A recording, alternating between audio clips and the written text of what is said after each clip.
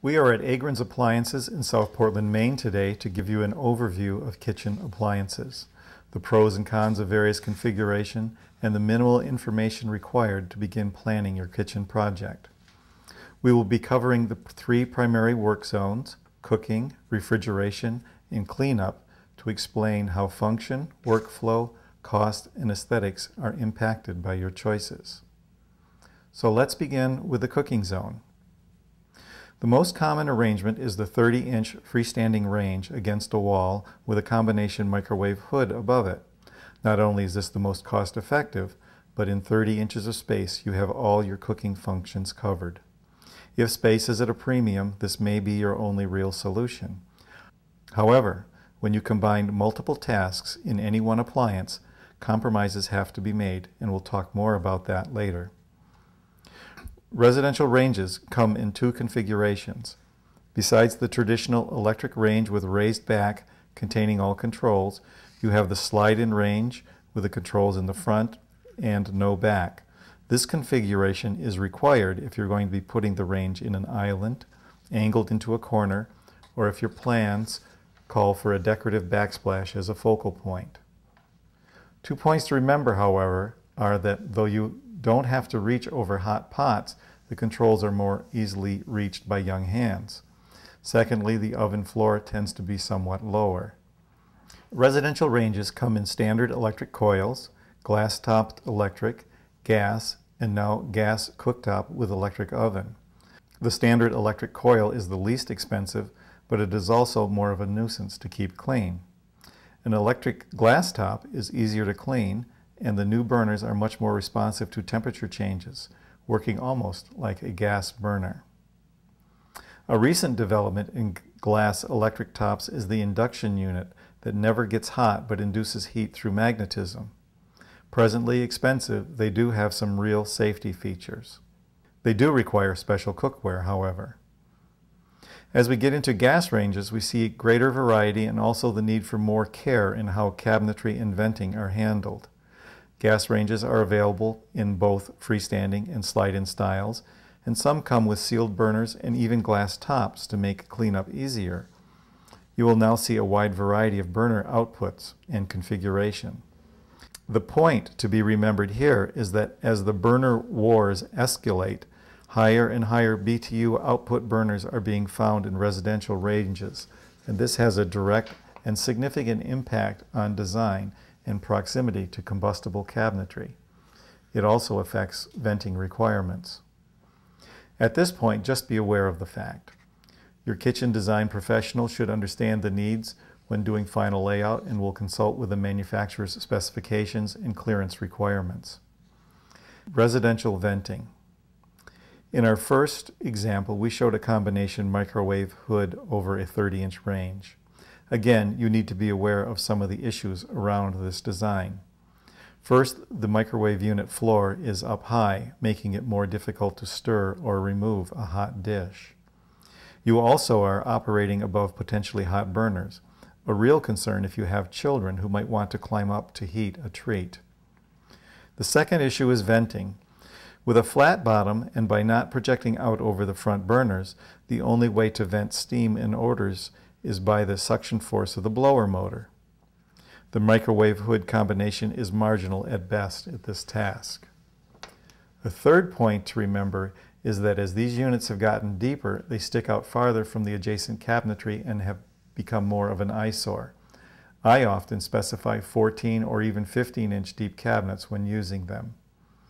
Again, detailed specs are required to determine the depth allowable. Lastly, remember that these are designed for 30-inch ranges, and for reasons I'll go into shortly, should not be used over some of the newer, higher BTU residential gas ranges. A residential hood has one function, and it does it well. With its capture area, the hollow inside the hood, its greater burner coverage, and its larger blower capacity, it does the job it was designed for. Available in many configurations, under cabinet, freestanding, chimney style, integrated into cabinetry, or installed inside a wood hood, we are now in an area where aesthetics play an important role. When we walk into the kitchen, we are initially drawn to things at eye level. The hood range area can be a very dramatic focal point, and you will often see this area as the primary design element. Beyond style is the issue of sizing. Over a standard electric or a normal gas range, a hood of equal width is appropriate. However, with the higher BTU burners on more recent gas ranges, I recommend that the hood be 6 inches bigger than the range. That is, a 36-inch hood over a 30-inch range. Though many appliance dealers and manufacturers will insist that this is not necessary, combustibility issues and the potential degradation of cabinetry woods and finishes over time make it a prudent decision. This increased capture area is of even greater importance if you're going to have a griddle or grill. The final way to vent a range is by a downdraft system. Some are integrated into the range itself, though most are separate units placed behind a range with island trim. For ease of installation, I will usually allow for an additional cabinet depth of 3 inches to alleviate clearance issues and will specify a remote blower. In an island situation, a downdraft left in the up position makes an effective barrier when you have someone seated behind it. Careful design planning is required if a raised eating area is behind a downdraft, as clearances can become very tight. We have been talking about residential ranges and hoods, and now we'll shift briefly to the very popular and upscale Pro-style units. If you are enamored with the Pro look, be aware that you can increasingly find that look in residential models for significant cost savings. However, if Pro-style ranges and appliances are what you need, here are some basic facts to keep in mind. The Pro ranges tend to project further out from the cabinetry, and this should be allowed for when designing walk-through clearance, say, to an island. The controls are always on the front, and so you have the option of various height steel backsplashes, or again, the island trim. I use island trim a lot to allow for a striking backsplash detail. Be aware that when you spend big money on a Pro range, you will also spend big money on ventilation. A large capture area is required, as is a large diameter ducting with more powerful blowers. As 10-inch piping is the norm, range placement may well hinge on how easily you can pipe to the outside. These powerful hoods can also extract large volumes of air at higher speeds. And in the new tighter homes, makeup air might be required so as not to adversely affect furnace and water heater function. Though you may see downdraft units behind Pro ranges in an island configuration, be aware that their performance is marginal at best. Cooktops, available in all the residential and Pro configurations we've already discussed, are becoming increasingly popular as we build larger kitchens and can put ovens in a more separate location and at more comfortable heights. The main issue with cooktops is properly sizing the cabinet beneath them to accommodate gas, electric, and venting. Done properly, you can still have some functional storage below. Here is one point where careful coordination with your plumber and an electrician is critical. I've often seen connections haphazardly done where the storage space becomes totally useless. All the issues we have previously discussed concerning clearances, specifications, and venting apply to cooktops as well. Now let's talk about microwaves in detail. We've already discussed the issues around placement above the range. If we decided not to do that, there are several options. We can integrate it into wall cabinetry, leaving the full countertop clearance below. This puts the oven floor about 20 inches above the counter, a height that can still be a problem for children. I will often size the microwave cabinet so that there's only 12 inches of clearance to the counter. This is a comfortable height for all and still leaves functional counter space for food prep. Since microwaves are often placed beside refrigerators to create a secondary food prep area, this does not look awkward. Given the extra depth turntable microwaves require, having the cabinet next to the fridge helps hide that mass as well. An option occasionally used is to place a standard microwave below the countertop. Although it gives great access to kids, it proves quite awkward for adults. I have often integrated raised base cabinetry in a peninsula or island design with a counter at 42 or even 48 inches, making the microwave much easier to operate. A new under-counter option to explore is the microwave drawer. It solves most of the problems I have previously talked about and has some nice features of its own. It too can be placed in raised cabinetry quite successfully. You will see wall ovens with integrated microwaves, but be aware that the oven is best placed outside the primary work areas, while the microwave should be inside it. There are very few kitchen designs where this combination unit works well. A variation on the microwave is the high-speed oven that combines many baking, roasting, and even grilling functions in one unit at a substantial price. These can be placed as one would place a microwave or oven, depending on how the door opens. Wall ovens come in a mind-blowing array of sizes, styles, and combinations.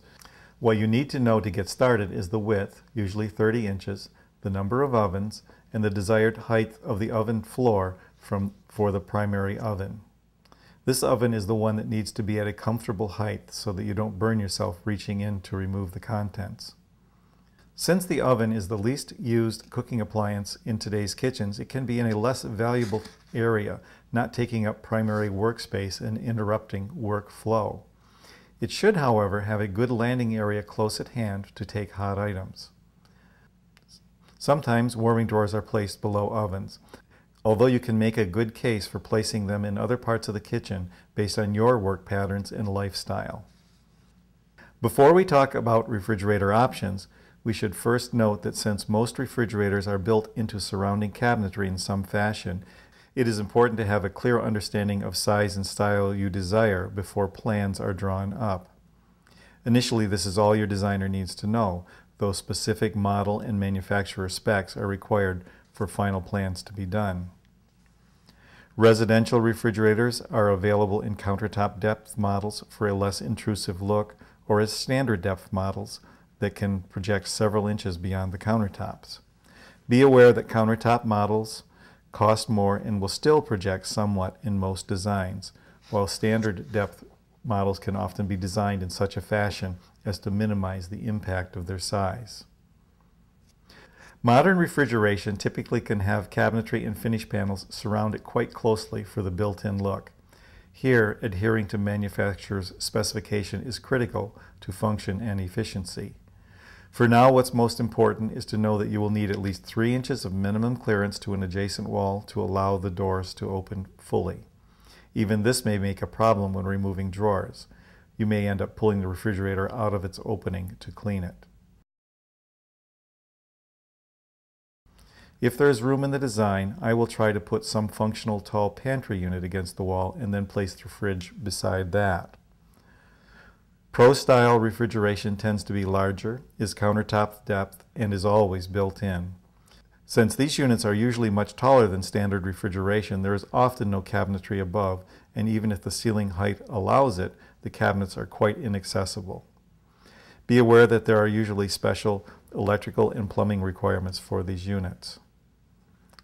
Under-counter refrigeration is becoming more popular as our kitchens get larger, since it puts foodstuffs and beverages in those parts of the kitchen where they are most often used. Beverage and wine coolers are often incorporated into islands that serve a dining or entertaining function, and we are seeing refrigerator units in primary food prep areas to offer easy access to vegetables and foodstuffs in need of processing. At this point, just be aware of the width of the unit you're considering, and note that some units need to project beyond the cabinet faces to function properly. I will often try to increase the cabinet depth to give clearance for electrical and water lines.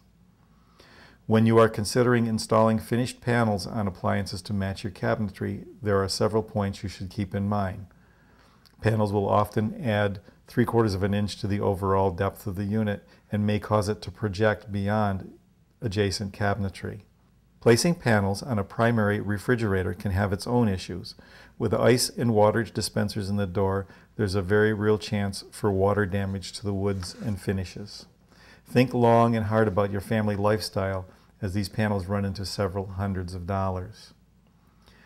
Dishwashers typically require a 24-inch opening. But as more European models enter the U.S. market, their 23 5/8 inch width has created a need for some caveats.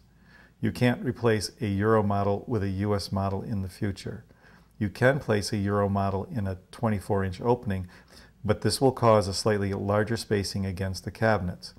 If you put panels on the unit, you can make them slightly wider to solve this problem. We are starting to see both 18 and 30-inch dishwashers, and this may be of interest depending on your lifestyle. Trash compactors come in 12, 15, and 18-inch widths. Again, applying panels will make the units project more, and extra depth may be required to have a good look. Integrated coffee makers often have the same requirements and considerations as microwaves, needing deeper cabinetry and typically at countertop height. Be aware of the electrical and plumbing needs and think about cleanup and proximity to a sink.